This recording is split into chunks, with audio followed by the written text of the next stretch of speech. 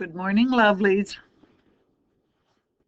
I hope it's morning. I hope you got out of bed early and on time today and did not stay up too late playing video games or fooling around on your crazy tablets.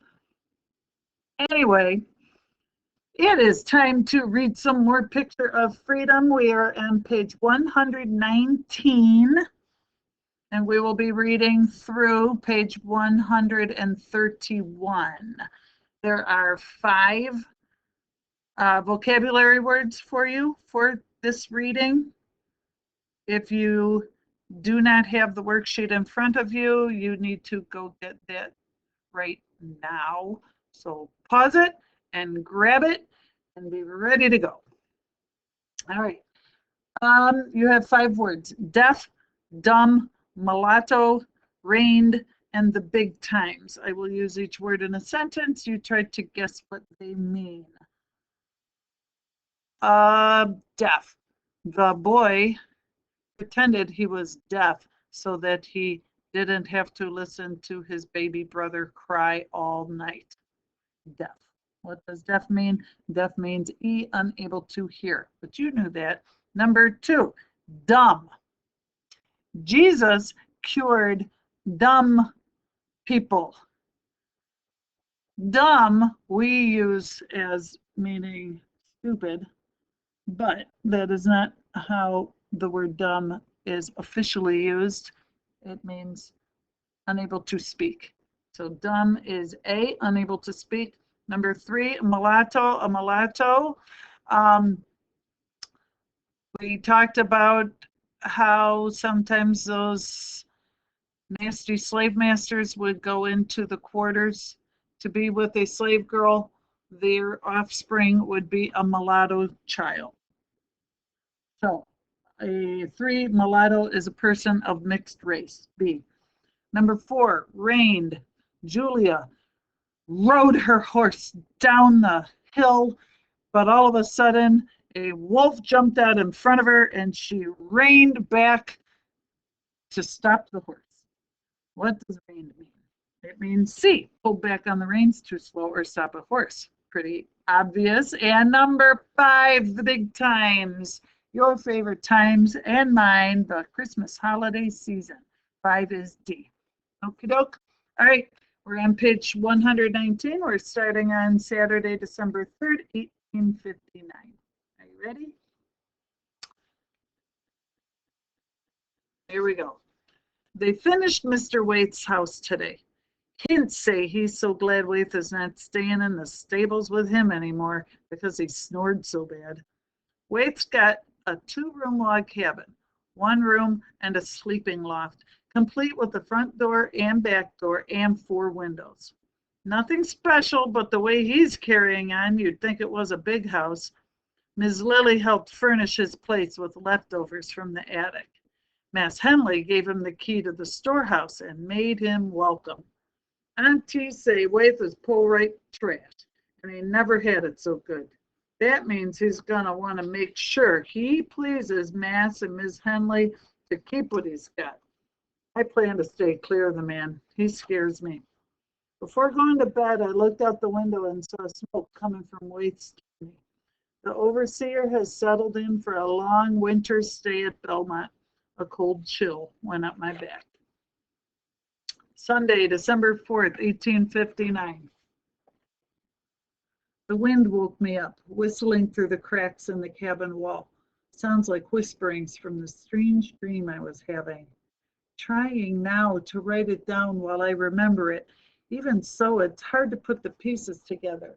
I'm running fast, but I don't know where I'm going. You see hints being taken away in chains. Auntie is begging Mr. Harms to help him, but he won't talk to her. He won't talk to me. I see a sign that says the Philadelphia, and another that says the New York, and another that says the Boston. People with no faces are holding up signs that say, "We are abolitionists." I'm running to them, but I never get closer. Sitting here in the cold darkness, I've made up my mind that I'm going to speak to Mr. Harms. I've just got to figure out how and where I can do it. Monday, December 5th, 1859. Mr. Harms and I see each other during lessons every day, but we never have time alone. I have to say this for William. He's trying really, really hard with his lessons. No whining when I rub his legs either. I know the water is hot and exercises are hard for him, but he never fails to try. And today, for all of his hard work, William wiggled his big toe. It was a small thing, but it made me feel big inside. Good, like I'd had a part in making it happen by rubbing his legs and feet every day. It was like doctoring. I know how Auntie and Spicy must feel when they help bring a new life into the world. Tuesday, December 6, 1859. Samela, a barn cat, had a litter of 3 kittens under the kitchen porch. 2 died. I captured the last one, a jet black one, and took it to William. I had never heard William say thank you for anything in his life, but he thanked me for the kitten. He named it Shadow. Later, that was a kind thing you did for William, said Mr. Harms. He was standing in the doorway to the study. Keep dusting. At last we were having that talk. My head was spinning with thoughts. What to ask, what to say. I've been waiting and waiting for this time. Our talk went like this. I had to make sure you could be trusted and that you could trust me. Are you an abolitionist? I wanted to know that in the worst way. He smiled, but his eyes were serious. Yes, I am. Who else knows about me? Auntie, Spicy, and me, but Miss Lily's looking at you real careful like, thanks for the warning. She could be a problem. Are you and the one-eyed man the Underground Railroad? No, not by ourselves, he whispered. We are conductors. He told me it was neither underground nor a railroad. It's a group of people who work together to help slaves get freedom. You can read and write. I figured you'd learn by listening during lessons. Remarkable. I done learned a lot from you. And then I say, you a Southerner. Why you want to end slavery? He wasn't able to answer because somebody was coming. I had more questions to ask later. Now it's time to take Ms. Lily her warm milk before bedtime. I got to be sure that I don't give away nothing in my face. Wednesday, December 7th, 1859. Today, Dr. Lamb came to see William. Said he was improving. That still gave Mr. Harms and me a moment to talk. He told me Belmont was the first station on the Underground Railroad in this area. It was a low point in the river where it narrows and the current is less swift. Runaways meet their first conductor here in the Belmont woods and are taken to the next point. Why couldn't poor Rufus and his family make it? Thursday, December 8th, 1859. The days are short and cold. The fields have been laid by. Tobacco is yellowing over slow coals. Waith's put everybody to work fixing up the place for Christmas. The big times, another holiday, endless chores. Eva May is making fruitcakes today. I chopped nuts and berries till my fingers have got no feeling. Missy got one of Clarissa's old dresses. Miss Lily probably promised her a hat, too, if she tells on me. Missy and me hardly talk anymore except when we're serving the food. She hangs under Miss Lily like Shadow does William. Friday, December 9th, 1859. We spent the day in the barn restuffing Miss Lily's mattress with fresh down we've been saving all year. Hince has been coming to Auntie's cabin every night to sit with Spicy, so I can't write until he leaves. Since our talk in the study, Mr. Harms has been slipping me things to read. I hide them under my dress until I get here. I read the papers to Auntie and Spicy. A lot of it we don't understand, but a lot of my questions have answers now. Abolitionists live everywhere, just like I thought. But what makes me happiest is that some abolitionists are women, and some are even people who done been slaves, just like me. Mr. Harms say that it used to be a slave named Frederick Douglass teached himself to read and write, just like me. Now he's an abolitionist and writes his own newspaper in the New York called the North Star. I want to read that paper someday. Maybe I will. I know I will. Saturday, December 10th, 1859. Auntie spent Auntie sent Spicy and me to pick the last of the beets from the house garden. They're tender and sweet after the frost hits the ground. On the way back from the garden, Waith jumped out and grabbed Spicy's arm. You're right pretty for a black gal, he say, spitting tobacco juice. He hissed at me to get, but I wouldn't go. Not without Spicy. I held onto her hand. He snapped his whip in my direction. Get like I told you, or I'll give you a whooping, gal. Mr. Harms wouldn't like you bothering Spicy. He done picked her for himself. I was surprised myself at how fast I could speak a lie. It was a good lie because it was helping Spicy. She was frozen in fear because she knew Waite didn't have nothing good in mind. Waite believed me. He let Spicy go, and we ran as fast as we could to Aunt T. I'll tell Mr. Harms what I said, and maybe he can protect Spicy until what? Dare I write it? Until we run away. Sunday, December 11th, 1859. I miss the good Sundays we had when Rufus was here, but Mr. Harms gave Spicy's Bible back. He had been keeping it in his room where it would be safe. The one he showed Miss Lily was one of his. Spicy was thankful to get it back, it being her mama's and all. Now I read to Spicy and Auntie when we get a chance. Later, there was a big celebration at Belmont tonight. Had to work in the kitchen. Mr. Cleophas Tucker and the other men Mass Henley supported won. The house looked beautiful and everything shining and sparkling. We'd worked hard enough to make it look that way. The guests went on and on about how they hate abolitionists and northern meddlers. Made me smile inside seeing Mr. Harms right in the middle of them. They don't even know he was a fox in the hen house. Mass Edmund Ruffin was part of the group tonight. He was the one who talked the longest and loudest about the rights of slaveholders. He was always talking about his freedom. We're a free nation. We fought England for our freedom. We'll fight again for our freedom if we must. Masses talk a powerful lot when it comes to their freedom, but when it comes to freeing the slaves, they get struck deaf and dumb. Monday, December 12th, 1859. It's night. It was cold all morning, warmed up by late afternoon, and now it's cold again. A winter cold. Long, hard day over. Ms. Lily fussed around in the kitchen most of the morning, setting up for the big Christmas dinner. She ended up slapping Eva May twice before it was over. Later, Miss Lily gave everyone in the quarters a measure of cloth to make something for the coming big times. I gave my piece to Aunt T because I got Mama's dress to wear. Aunt T is stitching up something real special while Spicy and me work on our quilt. We almost got it finished. The cabin floor is cold, so we keep our feet wrapped in rags. We sit by the fire so our fronts are warm, but our backs are cold. There are so many cracks in the walls, the wind whistles. And it's also getting harder and harder for Aunt T to piece a meal together, even though I'm slipping as much as I can out of the kitchen. Winter hard times is upon us. What keeps us going is waiting on the big times, our week of Sundays. Uncle Heb always used to say, if we can last through February, we can march on through. Tuesday, December 13th, 1859. Riders woke us at daybreak, dogs barking, torches glowing in the darkness. Auntie Spicy and I went to the door to see who it was.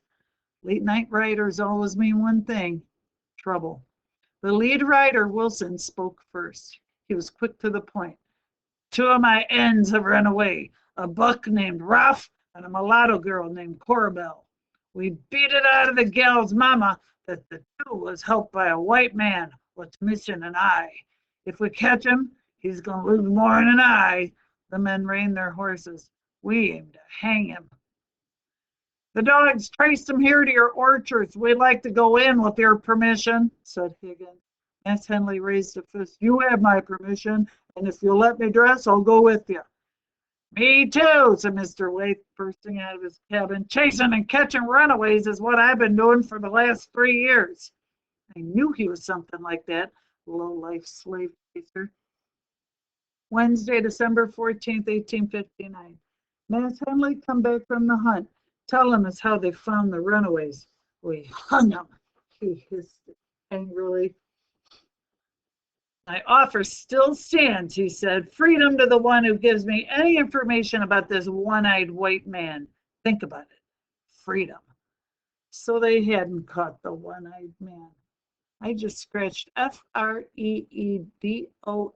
in the ashes. I still don't get no picture. Freedom is a hard word to understand. Thursday, December 15th, 1859. We've been pushing everybody to get Belmont cleaned up for the big times. After what happened with the runaways, we've been moving real slow like. Got no joy in our souls. Women from the quarters been up in the kitchen to help Eva May with the early cooking and cleaning. I helped put the big rug out of the large parlor and beat all the dust out of it. I got to coughing and couldn't stop. Aunt T made me some syrup out of honey and herbs, and I finally stopped. Later, when I went to the stables to take Hints a plate of food, Mr. Harms pulled me aside. I almost screamed, thinking it was that nasty waif. Got news, he said. Those runaways aren't dead. They just tell you runaways are dead, so you'll be afraid to run. Does that mean Rufus and Aggie? I was so hoping, but Mr. Harms said no, they didn't make it. Rufus wasn't willing to trust the Underground Railroad plan. He never quite believed that a Southern man could be as against slavery as I am, but there are plenty of us. Rufus had tried to make it on his own. Some runaways make it alone, Mr. Harms plained.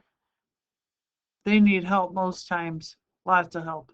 I tried to help Rufus, talked to him several times when I heard he was planning a run. Rufus never really trusted me. What happened to Rufus and his family should never happen to another family. One of them might have made it if they could swim. Mass Henley won't let us learn how to swim because he knows if we say stupid, he can keep us. Come spring, I'm learning how to swim, just in case I ever need to know how. I forgot to tell Mr. Harms about the lie I told Waite to save Spicy. I got to remember. Friday, December 16th, 1859. Rained all day. So cold rain. Miserable. I sat with William in his room for a while. We played with Shadow. I pumped his legs up and down, keeping them moving. Sadly, the hot water treatments ain't helped more than to get a few toes a going. The rest of him is still the same, nothing near walking. He's in mighty good spirits, though, giggling all the time. Maybe it's the big times that's making him so happy. Dr. Lamb visited yesterday, stayed for dinner. Company, even company as nice as Dr. Lamb, always means more work for us in the kitchen. Saturday, December 17th, 1859. Mr. Harms still treats me like I'm not there when others be around us. He left me a copy of The Liberator, put out by an abolitionist named William Lloyd Garrison from the Boston. I read the pages to Aunt T and Spicy. They listen to every word. Stories about black abolitionists. I read about a woman named Sojourner Truth who speaks out against slavery everywhere she goes. Even when the masses say they're going to stone her to death, she keeps it talking. Ain't scared of nothing because she's telling the truth. Slavery must be destroyed, root and branch. I am so glad to know about Miss Sojourner. I mean to be like her one day, maybe even meet her when I get to freedom. Maybe we could be abolitionists together. Imagine that. But will I be brave like the shepherd boy David? If I was with Miss Sojourner, she'd help me be strong, and we can end slavery too. All right, that's where we're going to stop for today. If you look at your sheet, once again, on a separate sheet of paper, using complete sentences, answer the following questions. And you got 14 of them there. Okay. For 5, 6, and 7, all you have to do is rewrite that sentence and fill in the blanks. Okay, so you're just gonna do not write the 3 words on the blanks. You have to write the whole sentence. But where you get to the blanks, put in the appropriate words. Okay. I think you guys don't forget, you can email me your answers. Just make sure you tell me what pages we're talking about in your email. Okay, so I don't have to figure that out on my own little self. But you can email me those answers, and for every time that you send me the emailed answers, I will put a little tally and I'll give you a treat every time you email me answers early. The reason I'm asking for that is just so that when we finally do get back to school, all of you guys don't dump all of your work on me at the same time and bury me under a pile of paper. So if you could get it to me sooner, that would be wonderful. Okay, I love you guys. I miss you. I will